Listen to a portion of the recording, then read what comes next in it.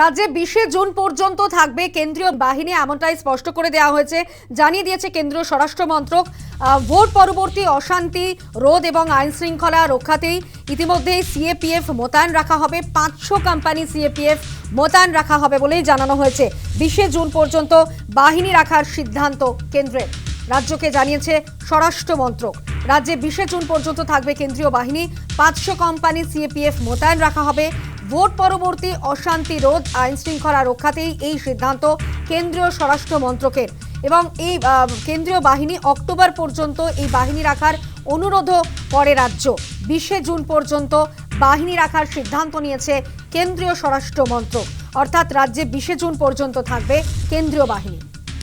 Vote পরবর্তী হিংসার কথা মাথায় রেখেই এই সিদ্ধান্ত নিয়েছে কেন্দ্রীয় স্বরাষ্ট্র মন্ত্রক। এবং যাতে আইন শৃঙ্খলা কোনোভাবেই বিঘ্নিত না হয়, যেখানে কোনোভাবেই শান্তি বিঘ্নিত না হয়, সেদিকে কিন্তু একেবারেই তৎপর কেন্দ্রীয় স্বরাষ্ট্র মন্ত্রক।